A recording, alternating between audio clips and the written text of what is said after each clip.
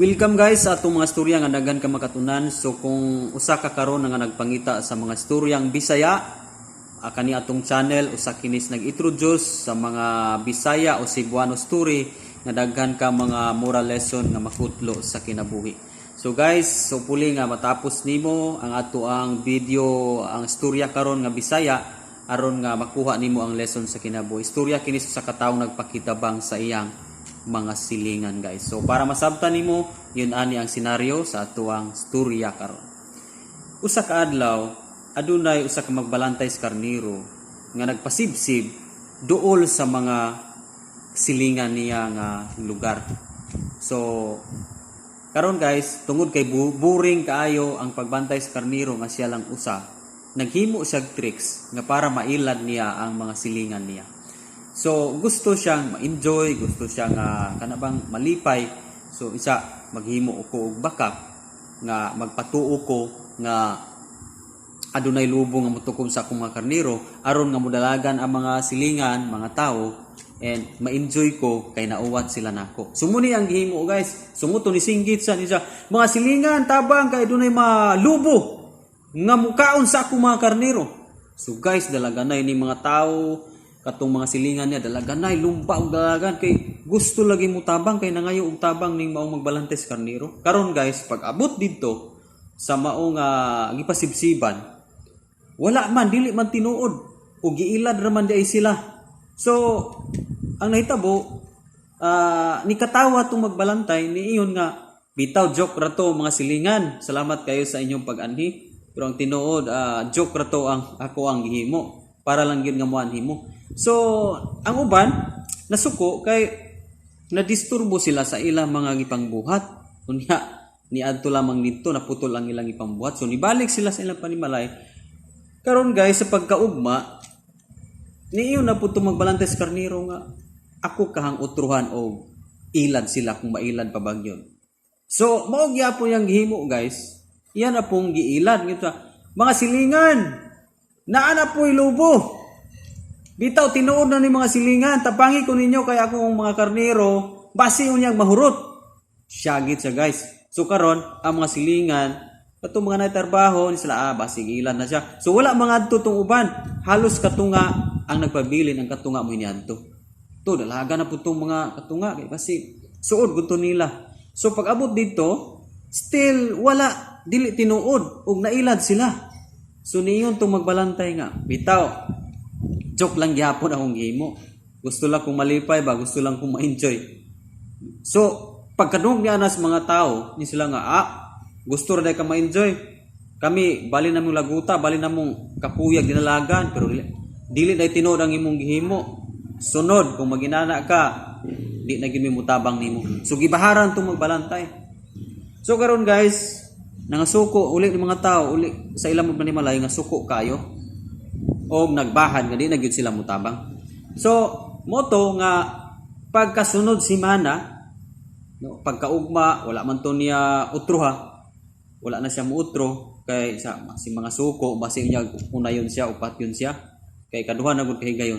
So karon kay pagkasunod si mana guys, tinuod naman gyud duna na magyud daghang lubo nga nagpanon nga muadto sa iyang mga karniro mutukob. So moto ni patong siya sa buntod ug nisinggit siya, ni hilak siya nga dalang singgit niya nga mga silingan tabangi ko ninyo kay tinuod na gyud ni daghan kayong lubo nga nagpaingon para kanon ang akong mga karniro.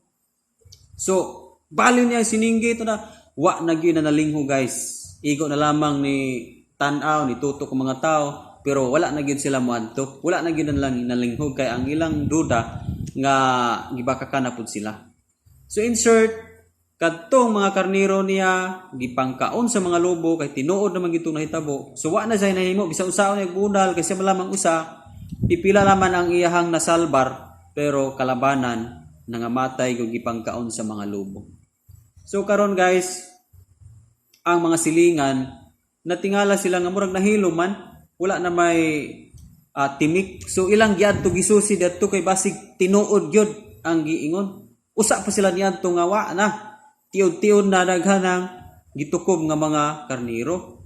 So pag adto nila dito, nakita nila nga ang katong magbalantay nagpungko kisi-kisi ng mga sinina sa pagpanalipod sa iyang mga karnero. So nagpungko, naghilak og nagbasol sa iyang mga silingan.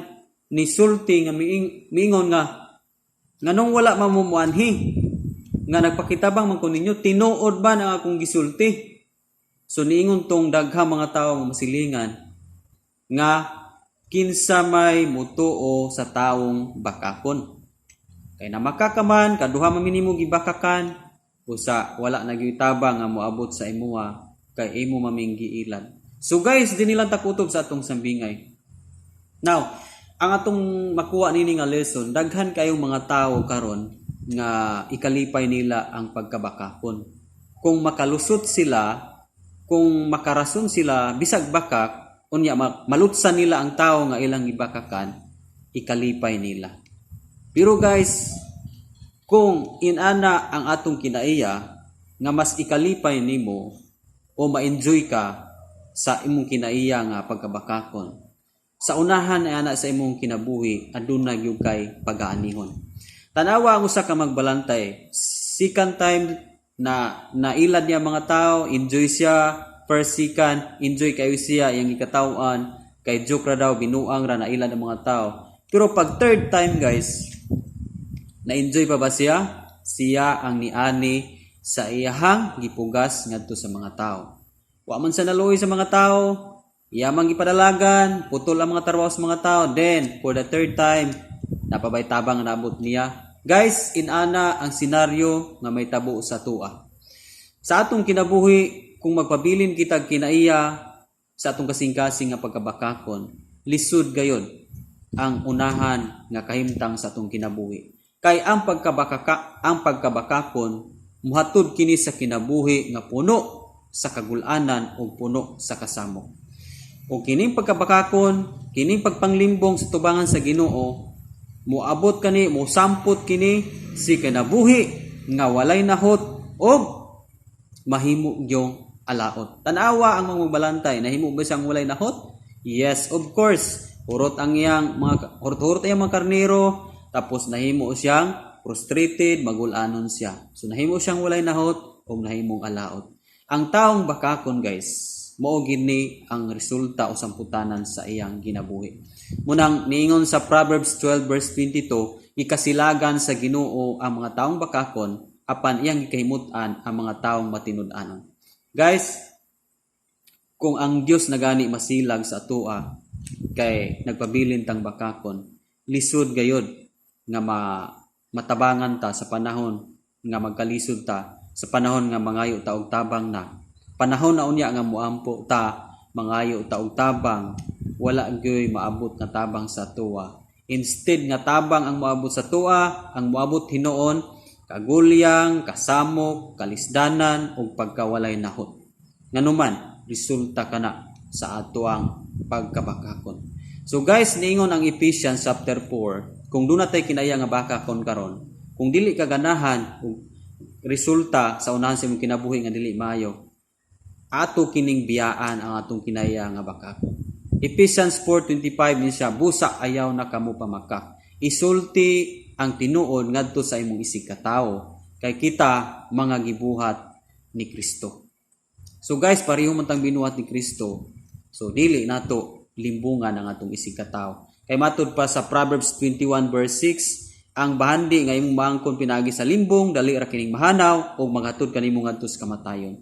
Sometimes daghang kayong mga tao nga mas ikalipay nila nga nakalimbong sila o nakatika sila sa ilang isig ka tawo. Pero ang ending wala sila nasayod nga dali ra di ay mawala ang atong mga kinitaan kung kini pinaagi sa pagpanglimbong. Kay kini pagpanglimbong part kini sa pagkabakakon.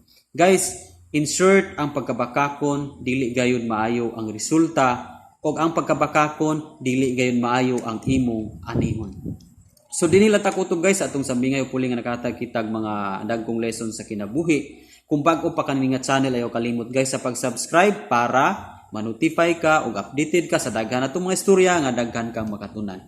So kita-kita na punta sa next story guys, Cebuano story. God bless.